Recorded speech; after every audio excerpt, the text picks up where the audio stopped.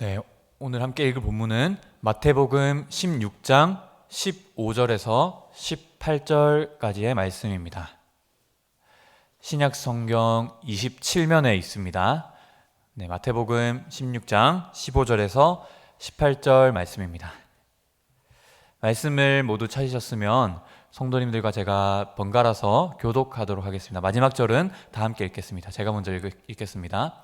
이르시되 너희는 나를 누구라 하느냐? 시몬 베드로가 대답하여 이르되 주는 그리스도시요 살아계신 하나님의 아들이시니이다. 예수께서 대답하여 이르시되 바요나 시몬아 네가 복이 있도다. 이를 내게 알게 하니는 혈육이 아니요 하늘에 계신 내 아버지시니라. 또 내가 내게 이르노니 너는 베드로라. 내가 이 반석 위에 내 교회를 세우리니 음부의 권세가 이기지 못하리라. 아멘. 네, 오늘 함께 읽은 본문으로 교회의 토대라는 제목으로 함께 말씀을 나누겠습니다. 오늘 제목처럼 교회의 토대가 무엇이라고 생각하십니까? 교회의 토대, 또 다른 말로 교회의 터, 교회의 기초, 교회의 근간, 이런 것들이 여러 가지 말로 표현될 수 있겠지만 교회의 토대와 터가 과연 무엇일까요? 우리가 서로 사랑하고 화합하면서 그렇게 섬김과 봉사의 삶을 잘 살면 그것이 교회의 토대일까요? 아니면 하나님께 지금처럼 예배하면서 하나님을 높이고 찬양하면서 하나님께 영광 돌리는 것, 그것이 교회의 토대일까요? 또 아니면 하나님이 우리에게 주신 사명들이 있지 않습니까? 그 사명들을 잘 충성되이 감당하는 것, 그것이 교회의 토대일까요?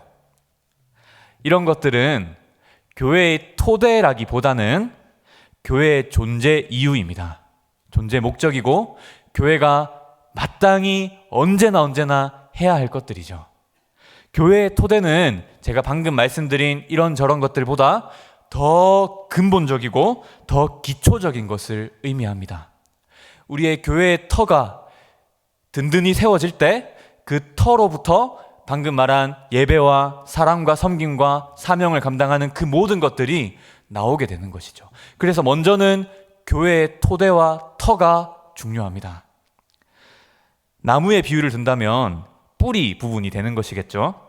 나무는 가지도 중요하고 줄기도 중요하고 잎사귀도 중요하고 열매도 다 중요합니다. 그것 중에 하나라도 없으면 그 나무는 정상적인 나무가 아니겠죠.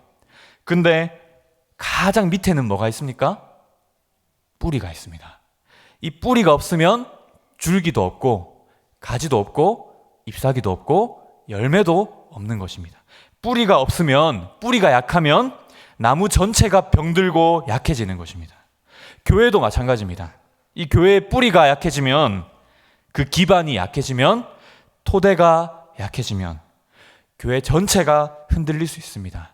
교회에서 하는 예배도 섬김도 성도들 간의 어떤 사랑의 교제도 교회가 감당하는 어떤 사명들도 다 약해질 수가 있는 겁니다. 그래서 교회의 토대가 너무나도 중요합니다. 이 교회의 뿌리가 뭘까요? 교회의 토대가 무엇일까요? 정말 이 주님의 교회를 든든히 세워가기 위해서 정말 이 기반이, 이 토대가 잘 다져져야 하는데 그것이 과연 무엇인지 오늘 말씀을 통해서 함께 좀 생각해 보려고 합니다. 마태복음, 오늘 읽었던 마태복음 16장 18절 말씀을 보시면 이 말씀에서 우리가 이제 교회의 토대가 무엇인지, 교회의 터가 무엇인지, 교회의 반석이 무엇인지 우리가 알 수 있습니다. 18절에서 예수님께서 뭐라고 말씀하셨습니까? 너는 베드로라. 내가 이 반석 위에 내 교회를 세우리니 라고 말씀하십니다. 여기서 베드로라는 이 이름의 의미도 반석입니다. 반석. 그래서 너는 반석이다. 예수님께서 베드로에게 이 반석이라는 이름을 주신 겁니다. 그리고 이 반석 위에 내 교회를 세우겠다고 예수님께서 말씀하셨습니다. 왜 베드로를 교회의 반석이라고 했을까요? 베드로도 우리와 같은 성정의 사람입니다. 그가 뭐 특별히 뭐 대단하거나 뛰어나거나 아주 탁월한 인물이었기 때문에 너는 특별히 내가 교회의 반석으로 삼겠다, 뭐 이런 게 아닙니다. 교회의 토대를, 교회의 반석을 베드로라, 베드로 너는 교회의 반석이다 라고 하신 이유는 바로 직전에 베드로가 했던 신앙 고백 때문입니다. 예수님께서 질문하셨습니다. 15절에서 너희는 나를 누구라 하느냐? 너희는 나를 누구라 하느냐라고 제자들에게 질문하셨습니다. 이때 베드로가 뭐라고 대답했습니까? 주는 그리스도시요 살아계신 하나님의 아들이시니이다. 이것은 베드로 한 사람만의 고백이 아니었습니다. 왜냐하면 예수님께서 베드로야 너는 나를 누구라 하느냐, 너는 나를 누구라 하느냐 하신 게 아니라 너희는, 지금 이 자리에 모여있는 제자들, 나중에 사도로서 활동하게 될 그들, 너희는 나를 누구라고 하느냐 했을 때 베드로가 모든 사도들을 대표해서 모든 사도들이 가지고 있는 동일한 그 신앙을 자기가 고백한 겁니다. 그래서 이 고백은 베드로뿐만이 아니라 사도들의 고백이었습니다. 그래서 예수님께서는 이런 사도들의 신앙 고백 위에, 사도들의 신앙 고백 위에 교회를 세우시겠다고 말씀하신 것입니다. 그럼 교회의 반석이 뭡니까? 사도들의 신앙 고백입니다. 예수 그리스도를 고백하는 사도들의 신앙 고백, 또 그 사도들의 가르침, 그 위에 예수님께서는 내 교회를 세우겠다라고 말씀하신 것입니다. 이것을 표현하기 위해서 우리 신앙의 선배들은 이 교회를 부를 때 사도적 교회라고 불렀습니다. 사도적 교회. 우리 유튜브에서는 생소한 말이 나오면 다 따라 하도록 시키는데요. 한번 따라해 보실까요? 사도적 교회. 사도적 교회. 우리 신앙의 선배들이 사도적 교회라고 불렀습니다. 이것은 방금 말씀드린 것처럼 교회는 마땅히 사도들의 가르침 위에 든든히 서 있어야 한다라는 그런 말을 표현하기 위해서 사도적 교회라고 불렀습니다. 교회가 든든히 서기 위해서는 사도적 교회가 되어야 하는 것이죠.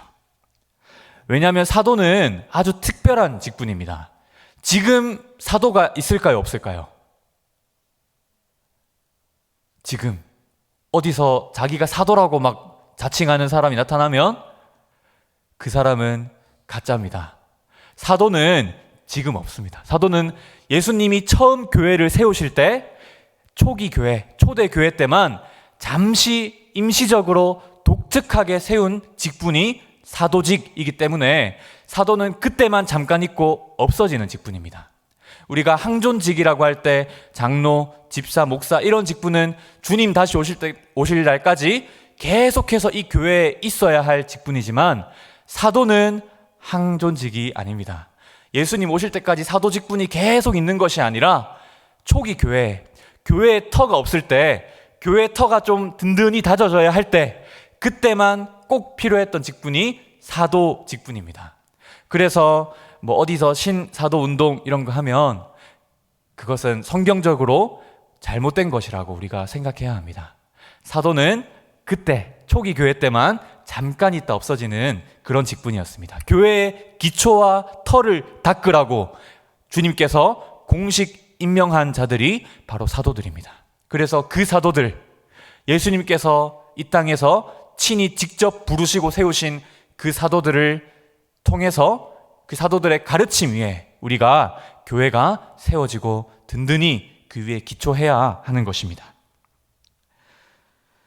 그러면 같이 이런 말씀을 우리가 성경 구절에서도 우리가 볼 수 있습니다. 우리 몇 구절을 한번 같이 읽어볼 텐데, 먼저 에베소서 2장 20절을 함께 화면을 보면서 우리 상반절 말씀만 한번 읽어보겠습니다. 시작. 너희는 사도들과 선지자들의 터 위에 세우심을 입은 자라. 아멘. 어떻습니까? 너희는 할 때 교회입니다. 성도들. 너희는 사도들과 선지자들의 터 위에 세우심을 입었다. 여기서는 구약을 대표하는 선지자들도 함께 언급이 되었습니다. 그리고 사도들도 함께 언급되었죠. 사도들과 선지자들의 터 터 위에, 그들의 가르침 위에 너희는 세우심을 입었다라고 말하는 것입니다. 또 고린도전서 15장 1절도 한번 읽어볼까요? 시작. 형제들아, 내가 너희에게 전한 복음을 너희에게 알게 하노니 이는 너희가 받은 것이요 또 그 가운데 선 것이라. 아멘. 여기서 내가라고 할 때 내가는 사도 바울입니다. 내가 너희에게 전한 복음, 사도가 우리에게 전해준 복음을 내가 너희에게 알게 할 건데 너희는 이것은 너희가 받은 것이고 또 그 가운데 선 것이라 라고 말하고 있습니다. 교회는 사도가 전한 복음 위에 서야 하는 것입니다. 우리 마지막으로 갈라디아서 1장 8절도 한번 한 목소리로 읽어보겠습니다. 시작. 그러나 우리나 혹은 하늘로부터 온 천사라도 우리가 너희에게 전한 복음 외에 다른 복음을 전하면 저주를 받을지어다. 아멘. 이것은 아주 강력한 말씀입니다. 지금 여기서 말하는 화자도 사도 바울인데요. 우리가 이 사도들이 전해준 복음이 아닌 다른 복음을 전하면 그것이 우리가 되었든 아니면 심지어 하늘에서 온 천사라 할지라도 우리 사도들이 전한 복음 외에 다른 복음을 전하면 저주를 받을 것이라고 말하고 있습니다. 이 사도들이 전해준 이 복음은 우리가 정말 목숨같이 여겨야 하는 교회의 심장과도 같은, 그것이 없으면 교회가 도무지 설 수 없는, 있어도 되고 없어도 되고 없어도 되는데 있으면 좋은 그런 게 아니라 반드시 있어야 하는 것입니다. 이 사도들의 복음이, 사도들이 전해준 이 복음이 우리 가슴 속에 살아 숨쉬어야 하는 것이고 우리 교회 가운데 생명으로, 심장으로, 터와 토대로 있어야 하는 것입니다. 그렇게 해야 이 교회가 정말 바르게 든든하게 세워질 수가 있습니다. 그 가르침에 우리가 뿌리를 받고 흔들리지 않을 때 우리의 신앙이 튼튼해지고 우리의 교회가 튼튼해질 줄 믿습니다. 그래서 저는 오늘 제목에서도 표현되었듯이 앞으로 최소 14번에 걸쳐서 오후 예배와 수요 예배 시간을 활용하여서 저는 여러분과 함께 사도신경을 나눌 겁니다. 우리가 매주 예배 때마다 고백하는 이 사도신경을 조목조목 뜯으면서 우리 신앙의 기반을 다시 한번 다질 수 있기를 원합니다. 그러려면 먼저 우리가 사도신경에 대해서 좀 알아야 됩니다. 먼저 이 사도신경은 사도들이 직접 작성한 것은 아닙니다. 이 사도신경이 12문장으로 되어 있습니다. 근데 사도들도 12사도 이렇게 됐죠. 그래서 사람들이 12사도가 한 문장씩 적어서 12문장의 사도신경이 됐다라는 이런 이론이 오랫동안 꽤 신빙성 있는 것처럼 받아들였지만 지금은 아무도 그렇게 생각하지 않습니다. 그것은 잘못된 것이고요. 사도들이 적었기 때문에 사도신경이라고 하는 것이 아닙니다. 작성자가 사도들이라서 사도신경이라고 하는 것이 아니라 그 내용이 사도들의 가르침에 일치하기 때문에, 사도들의 가르침을 잘 요약하고 그 가르침을 핵심적으로 잘 정리해서 담고 있기 때문에 이것을 우리가 사도신경이라고 부르는 것입니다. 그리고 이 교회가 언제부터 이 사도신경을 사용했을까요? 정말 오래되었습니다. 교회가 세워지고 나서 바로 얼마 되지 않아서 150년, 최소 150년경 이전에 예수님 오시고 주후 150년경 이전부터 이 교회가 사도신경을 사용해 왔습니다. 무려 2000년 동안 교회가 교파를 불문하고 이 사도신경을 고백하고 사용해 온 것입니다. 그리고 또 교회가 그럼 이 사도신경을 어떤 용도로 사용했을 것 같습니까? 우리가 지금 학습과 세례를 준비하고 있는데 옛날 초대 교회 때도 학습과 세례가 있었습니다. 그래서 학습자한테 이제 세례를 주려고 할 때 교육하지 않습니까? 세례 교육하지 않습니까? 우리가 그 세례 교육할 때 옛날에 그 초대 교회가 사용했던 바로 본문이 이 사도신경입니다. 사도신경으로 세례 교육자들을 세례로 세례받기 위해서 교육하고 가르쳤던 것입니다. 그래서 나중에는 이 사도신경이 점차 예배 가운데 한 순서로 도입되게 되고, 지금까지 우리가 매주마다 예배 드릴 때 전능하사 천지를 만드신 하면서 우리가 고백하고 있는 것입니다. 그래서 이 사도신경은 우리 교회의 소중한 유산이고 보물입니다. 우리가 사도들에게 전해받은 이 성경의 진리를 지키고 보존하고 기억하고 가르치기에 너무나도 탁월한 고백인 것입니다. 물론 우리가 이 사도신경을 성경과 동등한 위치에 놓으면 안 됩니다. 동등한 권위에 놓으면 안 됩니다. 하지만 이 사도신경은 성경의 핵심 가르침을 잘 담고 있기 때문에 이것을 잘 이해하면, 이 사도신경을 우리가 다시 한번 되새기고 잘 이해하면 우리가 성경의 가르침을 잘 이해할 수 있게 되고, 우리의 신앙이 든든히 세워지고, 또 우리 교회도 주님 앞에서 든든하고 바르게 튼튼하게 잘 세워질 수 있는 것입니다. 성도 여러분, 이 신앙 고백의 토대를 튼튼하게 다지는 것이 너무너무 중요하기 때문에 우리의 신앙 고백을 다시 한번 진지하게 돌아볼 필요가 있습니다. 정말 바른 신앙 고백이 뭘까요? 그것을 로마서 10장 10절이 우리에게 말해주고 있습니다. 우리 로마서 10장 11절 말씀을 제가 한번 읽어드리겠습니다. 사람이 마음으로 믿어 의에 이르고 입으로 시인하여 구원에 이르느니라. 마음으로 믿고 입으로 시인합니다. 마음으로 믿고 입술로 고백하는 겁니다. 마음으로 믿는 것을 입술로 고백하는 것, 그것이 신앙 고백입니다. 신앙을 고백하는 것이죠. 마음의 신앙과 입술의 고백입니다. 이 마음과 입술 두 가지가 다 있어야 됩니다. 둘 중에 하나라도 없으면 온전한 신앙 고백이라고 할 수가 없습니다. 만약 한 개만 있다면 어떨까요? 어떤 사람이 만약 마음으로는 믿는데 입술로는 고백하지 못한다면 이것은 부끄러워하는 소심한 믿음일 수 있습니다. 연약하고 의심하는 그런 믿음일 수 있습니다. 흔들리는 믿음일 수 있습니다. 내가 마음으로 믿는 것을 입술로 확신 있게 담대하게 내뱉고 고백하고 외치지 못하는 신앙은 연약하고 소심한 신앙이죠. 확신 있게 담대하게 우리 마음에 가득 차 있는 이 하나님에 대한 신앙을 우리 입술로 고백하는 것, 이 두 가지가 다 있어야 하는 것입니다.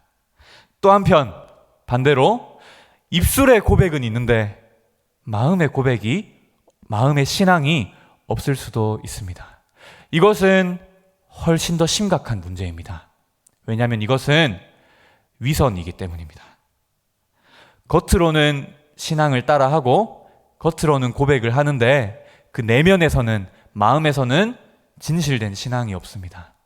그냥 겉으로만 고백하고 마음으로는 신앙이 없이도 이 교회 안에서 얼마든지 교회 생활 할 수 있습니다. 그리스도인 흉내를 내지만 실제로는 그리스도인이 아닐 수도 있는 것이죠. 그리고 가장 심각한 경우로는 이 두 가지 다 없는 경우입니다. 마음의 신앙도 없고 입술로 고백도 없는 경우입니다. 이런 경우에도 교회 생활이 가능할 수 있습니다. 그래서 우리 모두는 우리 자신의 마음을, 우리의 입술을, 우리의 신앙 고백을 다시 한번 점검하고 돌아볼 필요가 있는 것입니다. 우리는 마음으로 믿고 입으로 시인하면서 구원을 받습니다. 마음으로 신앙하고 마음으로 믿고 입술로 고백하면서 구원에 이르게 되는 것입니다. 그러므로 두 가지 다 있어야 됩니다. 우리 마음으로 정말 주님을 믿고 사도들의 가르침에 따라 신앙으로 그것을 고백하고 우리의 입술로 담대하고 확신 있게 감사와 감격 가운데 그것을 고백할 수 있어야 하는 것입니다. 오늘 말씀을 마무리하려고 합니다. 오늘도 우리 주님께서 우리에게 질문하십니다. 너희는 나를 누구라 하느냐? 너희는 나를 누구라 하느냐? 이렇게 우리에게 물으십니다. 성도 여러분, 이 질문에 뭐라고 대답하시겠습니까? 이때 그냥 내 느낌대로 대답하면 안 됩니다. 내 생각대로. 내가 생각해보니까 그냥 내 느낌에는 하나님이 이런 분일 것 같아. 이렇게 우리의 신앙을 세워가면 안 됩니다. 우리의 느낌과 어떤 생각과 우리의 그냥 경험과 그것을 신앙의 기반 삼으면 그것은 바른 신앙이 아닙니다. 우리는 철저하게 성경이 가르치는 하나님만을, 또 사도들이 우리에게 전해준 그 복음대로 우리의 신앙을 고백해야 하는 것입니다. 그래서 우리가 앞으로 사도신경을 함께 나누게 되는 것입니다. 우리가 이렇게 신앙 고백을 배우고 사도신경을 배우는 일은 그저 지식 노름하는 게 아닙니다. 머리에 차가운 정보만 꽉꽉 채워 넣으면서 그냥 제가 여러분에게 딱딱하고 냉랭한 그런 정보 전달 해드리는 게 아닙니다. 머리에 든 게 많아져가지고 교만하게 나 이만큼 안다, 자기 지식 자랑하고 다른 사람 판단하고 정죄하라고 이런 걸 하는 게 아닙니다. 그건 교리를 정말 잘못 배운 사람만 그렇게 하는 겁니다. 진정한 신앙 고백은 우리의 온 마음으로, 뜨거운 가슴으로, 전인격으로 하나님을 사랑하고 경외하는 마음으로 감격 가운데, 감사 가운데 그분께 나의 신앙을 표현하고 고백하는 것, 이것이 신앙 고백입니다. 너희는 나를 누구라 하느냐 하는 그 물음 앞에 우리는 진지하고도 엄숙하게 기뻐하는 마음과 감격하는 마음으로 우리의 입술로 이 사도신경의 고백을 들을 수 있었으면 좋겠습니다. 너희는 나를 누구라 하느냐 하실 때 당신은 천지를 만드신 전능하신 나의 하나님 아버지십니다. 당신은 하나님의 독생자 우리 주 예수 그리스도시며 동정녀 마리아에게 나시고 본디오 빌라도에게 고난을 받으셨으며 십자가에 죽으시고 장사되셨을 뿐만 아니라 다시 부활하셔서 하늘로 오르시고 하나님 우편에서 지금도 다스리시며 마지막 날의 심판을 위해 다시 오실 성자 하나님이십니다.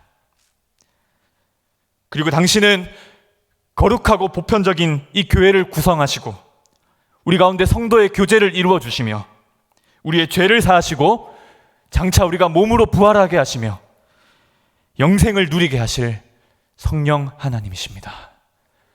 라고 우리가 너희는 나를 누구라 하느냐 하실 때 우리가 이 고백으로 화답할 수 있기를 간절히 원합니다. 이것은 마치 하나의 노래와도 같습니다. 노래는 어떨 때 부릅니까? 정말 기쁘고 즐거울 때 부르는 게 노래입니다. 이 사도신경은 저한테는 마치 하나의 노래 같습니다. 노래와 찬송으로 하나님께 드리는 우리의 신앙 고백입니다. 이 사도신경의 신앙 고백은 또 사도신경뿐만이 아니라도 우리가 주님께 드리는 모든 신앙 고백은 우리가 하나님께 드리는 찬송의 노래이고 감사의 노래입니다. 그래서 히브리서 기자도 우리에게 이렇게 말하고 있는데요. 우리 마지막으로 히브리서 13장 15절을 한번 읽어볼까요? 시작. 그러므로 우리는 예수로 말미암아 항상 찬송의 제사를 하나님께 드리자. 이는 그 이름을 증언하는 입술의 열매니라. 아멘. 뭐라고 합니까? 그 이름을 증언하는 입술의 열매. 하나님의 이름, 성부와 성자와 성령 하나님, 그분이 어떤 분인지, 그분이 나를 위해 무엇을 해주셨는지 그것을 증언하는 입술의 열매가 우리가 항상 하나님께 드려야 할 찬송의 제사입니다. 찬송의 제사입니다. 감사의 제사입니다. 성도 여러분, 우리도 이 찬송의 제사를 항상 하나님께 드립시다. 우리의 온 마음을 다해서, 우리의 지성을 다하고, 우리의 감정을 다하고, 우리의 의지를 다해서, 우리 온 마음을 다해서 우리가 하나님께 사도들이 전해준 복음대로 내 마음대로 내 생각대로 내 느낌대로 하는 거 말고 정말 성경이 말하는 그 하나님을 우리의 온 가슴으로 하나님께 고백하면서 찬송의 제사를 드릴 수 있기를 원합니다. 하나님께서는 지금도 그 고백 듣기를 원하십니다. 그 찬송의 제사 받기를 원하십니다. 그 감사의 노래를 들으시기를 원하십니다. 우리가 사도신경 배우는 그 순간만이 아니라 할지라도 교회를 통하여 선포되는 그 말씀을 듣는 그 모든 순간에, 우리가 말씀을 혼자서 읽는 그 순간에도 우리가 항상 하나님이 우리에게 들려주시는 그 말씀, 또 선지자들과 사도들의 가르침이 우리 마음에 들어와서 우리가 정말 우리의 신앙이 더 든든히 세워지고 그 가르침 위에 뿌리를 박혀서 우리가 이 교회도 정말 주님 모시기에 기뻐하실 만한 그런 복된 교회로 우리가 세워질 수 있기를 진심으로 바라고 축복합니다. 이 시간 함께 함께 기도하겠습니다.